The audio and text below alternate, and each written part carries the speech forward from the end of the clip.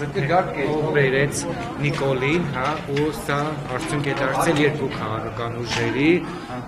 Քոչարյանի թիմակիցների եւ հանրապետականների միջև հերակա բանավեճի։ Նախ 2018 թվականին կհիշեցնեք, որ ուժերը առաջադրեցին Նիկոլ Փաշինյանի վարչապետի թեկնածու։ Ձեր ասած թեման կարծում եմ միշտ եղել է, շրջանառվել է, ես ինքս այս տարիների ընթացքում ինքս չեմ անդրադարձել այդ թեմային, որտեղ անիմաստ եմ համարել այդ ամենից խոսելը, մտածել եմ ու մտածում եմ, որ մենք ավելի կարևոր գործում ենք անելու, այնպես որ իհարկե գիտեք ինչ նախնդիրը, երբ որ ինչ որ կատարվել է 18-ին, հնչում են կարծիքներ, տեսակետներ, ինչ-որ պարզաբանումներ, որը մինչև վերջ չի գոհացնում կամ չի փարատում ինչ-որ կասկածներ, հետևաբար ինչ-որ խոսակցություններ շարունակվում են, տարբեր վարկածներ են առաջ բերվում ու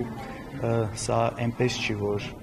ինչ-որ տեղից կարծում ուղղորդվում է կամ հատուկ է արվում, ուղղակի տարբեր կարծիքներ են լինում, երբ որ իրադարձությունների հետ կապված հստակ այսպես բացատրություններ չեն լինում, այս պատճառով։ Չէ, ես ուրիշ բան էի հարցնում, ասում եմ, որ ուժեր առաջադրեցին Նիկոլ Փաշինյանի վարչապետի թեկնածու։ Ովքեր են խորհրդանում այս ժամանակ։ Դաշնակցությունը, որի հետ հիմա դուք դաշինքում եք։ Դաշնակցության պատգամավորները հիմա նախկինում Նիկոլ Փաշինյանի օրոք մարզպետ են աշխատել ու ոչ միայն։ Այդ եմ ասում եւ ոչ միայն։ Հետևաբար Նիկոլ Փաշինյանի հետ համագործակցության մեջ մենք հիմա դեպքերին նայում ենք այսօրվա մեր ընկալումներով։ Ձեր հարազատները հանրապետության հրապարակից այդ օրերին տուն չէին գնում եւ օրինակ ձեր հոպարի աղջիկը ու Դե դրան պատասխան հանրապետականներն ասում են Քոչարյանի մերձավորներից ինչ գործ ունեին այնտեղ։ Դե եթե մերձավորներից խոսում ենք, եթե ինչ որ մեկին թվում է, որ զանգել հարցրել են գնանք թե չգնանք ու ստացել են որևէ պատասխան, իհարկե այդպես չի։ Եղել են շատ մարդիկ, որոնց մեջ նաև եղել են, այո, իմ մերձավորներից էլ կոնկրետ ձեր նշած մարդը եղել է։ Եթե հիմա սա փորձում ենք դիտարկել որպես մեղավորություն, որ դրա պատճառով է ինչ որ բան եղել, կարծում շատ պրիմիտիվ է, ճիշտ չի ու անիմաստ է։ Չէ, ես երբեք չեմ եղել։ Իմ հետ կապված մայթով անցնելուց, երբ որ նույնիսկ ցերեկն է եղել, հանրահավաք չի եղել, անցնելուց ինչ որ մեկը նկարել է, եթե չեմ սխալվում, առավոտ եմ նահոդված դրել։ Տենց ինձ փողոց անցնելուց նկարները կա, այսինքն չեմ եղել, ով որ կարող է ասել այնտեղ քաղաքական ինչ թե իրավիճակը։ Գիտեի դրա համար էլ նույնիսկ հրապարակը մեջով չեմ անցել։ Հետապում չէ ասում։ Երկրորդ նախագահի կներես ակնարկեց, որ 2018-ին, երբ այստեղ իշխանափոխություն եղավ, Ռոբերտ Քոչարյանին ակնարկել են, որ հետ չգա Հայաստան, մնա այս ամեն ինչը թող այսպես անցնի գնա։ Ինչ կարող եք մի քիչ փակագծել բացել, ովքեր են այդպիսի ակնարկները։ Ժողովուրդը ոնց հավատա, որ այդպիսի բան եղել է։ Եթե այդ փակագից բացելու անհրաժեշտությունը լինի ու տեսնենք, կանենք, բայց այս պայն դա կարիք է։ Ունեք դա հանրապետականների կողմից է եղել, թե այն իշխանության գտնողների։ Ես չեմ ուզում մանրամասնել այդ մասով։ Պարոն Քոչարյան, երեք մի քանի օր առաջ երկրորդ նախագահի գրասենյակի ղեկավարը հայտարարեց, թե եթե 2018-ին Ռոբերտ Քոչարյանը լիներ իշխանության, նա չէր հանձնի, հա, այս իր ձևակերպմամբ, այս խունտային իր իշխանությունը։ Նախ իշխանությունը ինչ է, որ պետք է հանձնել, այսինքն ժողովրդի պահանջներ, որին մի շարք ուժեր այդ թվում ընդառաջ գնացին եւ հանրապետականներն էլ ապահովեցին համապատասխան ձայները, որ Նիկոլ Փաշինյանը ընտրվի վարչապետ։ Իշխանությունը ինչ է, տնից բերած ինչ որ իր է, որը պիտի տալ կամ չտալ, կամ ինչպես պետք է չտար այդ իշխանությունը, ինչ պիտի աներ։ Տեսեք, դուք նորից ինձ ուզում եք ներքաշեք դրա մեջ, հա, 18-ի հետ կապված, հետ գնանք, թե ով ինչ կարող էր անել, ինչ չէր կարող անել։ Իհարկե կա այդ կարծիքը ու դա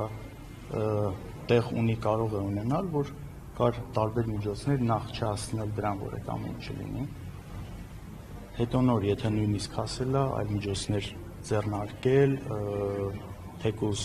ուրիշ տեխնացու առաջադրել, փորձել միջև վերջ տանել դա։ Սրանք կարծիքներ են, որ կարող են լինել, բայց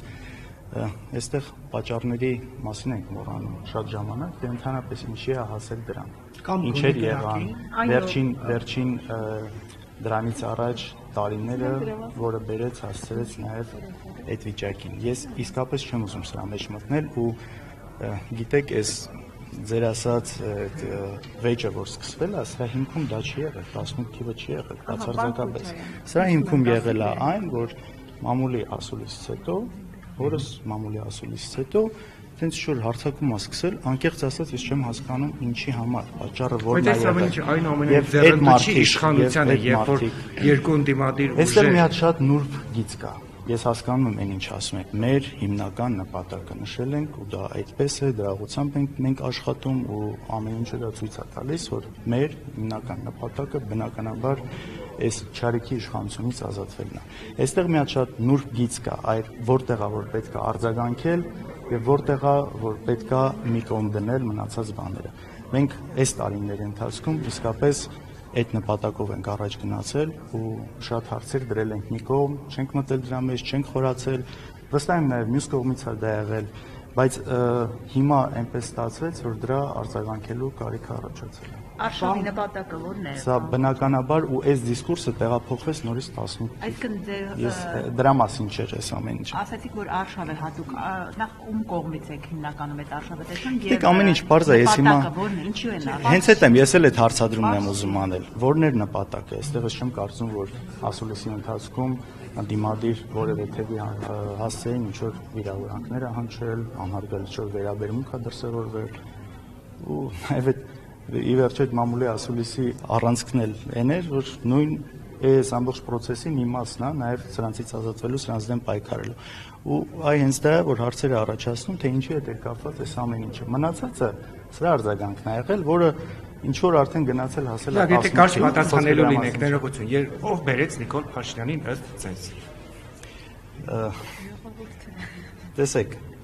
մեծ հաշվով իհարկե այն ալիքը, որը բարձրացավ 18 թվականին, հենց դա բերեց Նիկոլ Փաշինյանին։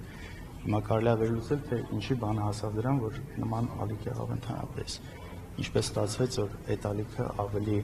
վաղ շրջանում հնարավոր չէր օրինական ճանապարհներով դրա դեմն առնել, սրանք հարցեր են, որոնք կարող են ունենալ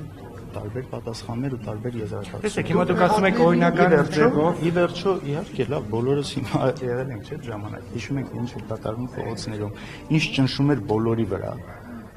ով որ հանդգներ հանկարծ չմիանալը չարվում, այսինքն այս ամեն ինչից մենք չենք կարող կտրվել։ Օրինակ դուք մեղադրում եք հանրապետականներին Նիկոլ Փաշինյանի ընտրելու քվեները ապահովելու համար, թե ոչ։ Ես շատ կուզեի, որ դա այդպես չլինի։ Ես շատ կուզեի, որ այդ ժամանակ իշխող իմ հարցը ուղիղ պատասխան է ակնկալում։ Դուք մեղադրում եք Ես էլ պատասխանում եմ այնպես, ինչպես ճիշտ եմ գտնում։ Դուք ձեր հարցը տալիս եք, ես էլ պատասխանում եմ։ Չեմ խուսափում։ Խոսքը նրա մասին է, որ բնականաբար այսօր տեսնելով այն իրականությունը, նաև որը եղավ, շատ ավելի կուզեի այն ժամանակ էլ ուզում էի ու ակնկալում էի, որ ուրիշ լուծում փորձեին գտնել այդ դժվար վիճակից։ Դաշնակցությանը հարցրել եք, ինչի տեխնացու չառաջադրեցին, օրինակ Նիկոլ Փաշինյանի տեղը, օրինակ Արծվիկ Մինասյանին առաջադրեին վարչապետի պաշտոնը։ Ես չեմ մտել ոչ մեկի հետ,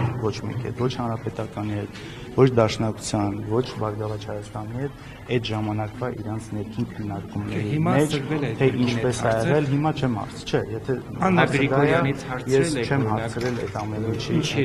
Իրան այդպես ոգևորել, որ այս ընթացքում ես չեմ կարծում, որ մեր հիմնական ուղղվածությունը ուշեշտի պայքարի մեջ պետք է լիներ այդ ամեն ինչի մեջ մտնելը։ Դրա համար ես չեմ մտել, բացարձակապես ոչ ոքի հետ չեմ մտել այդ թեմայի մեջ, թե այդ օրերին ինչը ոնց է եղել։ Իսկ ես ամեն ինչի պատճառը նորից կրկնեմ, այն արձագանքն է եղել մամուլի ասուլիսի հետ կապված, որ եղավ իմ կարծիքով անառողջ, ոչինչ չտվող պառակտող։ Պարոն Քոչարյան, Ադրբեջանում էլ էին անհանգստացած Քոչարյանի ասուլիսից, որ նորից մասնակցել են ընտրություններին։ Սա ինչով եք պայմանավորում։ Այստեղ էլ է նույն անհանգստությունը այնտեղ է, ինչու են այդպես։ Ադրբեջանի համար այն իշխանությունը, որը մենք ունենք վերջին տարիներին, իդեմս Նիկոլ Փաշինյանի մի հատ մեծ նվեր է իրենց համար։ Հասկանում եք, ու բնականաբար այն ինչը կարող է սպառնալ այս իշխանությունների չլինելուն, այնտեղ դրան բնականաբար շատ վատ են արձագանքելու։ Դուք ինչ եք կարծում, պետք է 2018 թվականին իշխանությունը կրակեր հատուկ պահպանվող տարածք մտնող քաղաքացիների վրա, թե ոչ։ Գիտեք, իշխանությունը ունի բացառիկ իրավունք ուժ կիրառելու, եթե դա տեղում է։ Ես հիմա չեմ ուզում հետ գնալ ու գնահատակալ տալ այդ ամեն ինչին, բայց իշխանությունը այդ իրավունքը ունի, եթե կան օրենքով նախատեսված այն դեպքեր։ Տեսեք, դուք ասում եք, որ իշխանությունը անհանգստացած են երկրորդ նախագահի ասուլիսից, իսկ ինչի պիտի անհանգստանան։ Ռոբերտ Քոչարյանի դաշինքը ունակ 20 քանի տոկոս ձայնը հավաքել ընդհանրապես, այդ ինչ վտանգ է ներկայացնում Ռոբերտ Քոչարյանը, որ պիտի անհանգստանա։ Այդ հարցը ինձ թվում է ինձ չողված։ Ինչու է Ձեր կարծիքով ի՞նչն է անհանգստացնում հարություն։ Ես չեմ ուզում, ես ունեմ ենթադրություններ, բայց չեմ ուզում դրանց ասել։ Ինչու է Սերժ Սարգսյանի նախագահության տարիներին, այսպես ասած, քոչարյանական թևը թիրախավորել Սերժ Սարգսյանին, նման տեսակետ հայտնում է Արմեն Աշոտյանը, գրառման Facebook-յան, որ այդպես խփում էին Սերժ Սարգսյանին։ Ես չեմ կիսում Արմեն Աշոտյանի այդ կարծիքը։ Ես հասկանում եմ, որ կան ինչ-որ մարդիկ ու գործիչներ, որոնք ինչ-որ ձև միգուցե իրանք իրենց մեջ դա կապում էին Ռոբերտ Քոչարյանին։ Ինքը բավական ուղիղ իր քննադատությունը անում էր այն հարցերի հետ կապված, որոնք անկեղծորեն սխալ էր համարում, դա ոչ մեկի համար գաղտնիք չէ, իմիջիալոց հայրս նաև իր գրքում վերջին էջերն են, նաև այդ հարաբերություններն է նկարագրում, հարաբերությունների էվոլյուցիան, որը եղավ 2008, ասացի, ես չեմ կիսում Չասեցիք սխալ։ Հա, ես ասում չեմ կիսում այդ կարծիքը, որովհետև ինչ-որ մարդիկ քննադատում են բնականաբար, բայց դա մեր հետ կապելու մաս չեն, այսինքն դա մեր կողմից ուղղված չի, հայրս ինքն էր քննադատում, երբ որ դրա տեղը լինում էր։ 18 թվականին ուր էիք, չկար որևէ հանրային խոսք երկրորդ նախագահի կողմից, թե ինչը տեղի ունենում Հայաստանում։ Հիմա անցել է 7 տարի, հիշել եք, որ Սերժ Սարգսյանենք Նիկոլ Փաշինյանին օգնել են դառնալ վարչապետ եւ հարցեր եք ուղում, օրինակ Տիկին Խամոյանն ասում է ինչու ռադիոտուն մտնելը չկանխեցին, ինչու Շարմազանովն ասեց, որ մենք կապահովենք այնքան քվե, որ Նիկոլ Փաշինյանը ընտրվի վարչապետ, 7 տարի ուշացել եք, ինչն էր խնդիրը, որ 7 տարի չէիք խոսում այս մասին։ Տեսեք, ես արդեն երևի 3-րդ անգամ կրկնեմ ու փորձեմ հիշեցնել, ինչն է սկզբնապատճառը ընդհանրապես այս վերջին, որը հետո գնաց արդեն հասավ 2018։ Հիմա ես չեմ ուզում նորից մտնել 2018։ Չէ, գնահեք, ես հարցնում եմ ինչու 18 թվականին դիրքորոշում չհայտնեցիք։ Որովհետև դրա իմաստը եւ կարիքը չէինք տեսնում, որ դա անելով որևէ ձև կարող էր օգտագործել միգուցե հակառակ կարող էր։ Արցախի հերոսները, դե այդ է համոզմունքը դա է։ Արցախի հերոս հանրապետության երկրորդ նախագահ ինչու պետք է օգուտ չունենալ այդ հայտարարությունը։ Ընկալումը այդ ժամանակ նորից մենք նայում ենք այսօրվա մեր ընկալումներով այդ դեպքերին, բայց այդ ժամանակ իրավիճակը բավական այլ էր։ Պարոն Քոչարյանը երկրորդ նախագահը իր ասուլիսում ասաց, որ ակտիվ մասնակցություն է ունենալու դաշինքը կամ իր ղեկավարած ուժը համապետական կլինի, թիմ ընտրություններ կլինեն։ Մեկ բան բաց է թողնում։ Ինչ բաց։ Էլ ինչին է մասնակցություն ունենալը։ Բոլոր տեսակի ակցիաների փողոցային պայքարը, չէ՞։ Բայց հիմա քանի որ ընտրություններ են, ես դրանից եմ ուզում հարցնել։ Գյումրիում եւ Հարաքարում ընտրություններ են։ Ձեր ակտիվ մասնակցությունը ինչ կերպ է արտահայտվում։ Ով է Գյումրիում ձեր տեխնացուն։ Գյումրիում մենք տեխնացու չունենք։ Բա ինչպես է Կան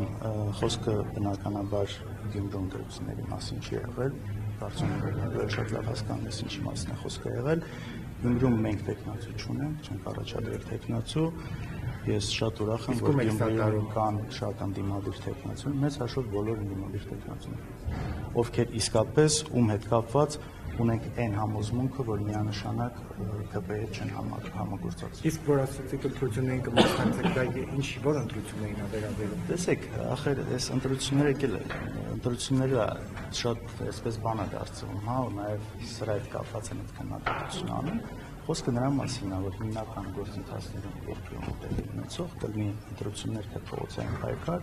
Մենք ինչպես նախկինում այս տարիների ընթացքում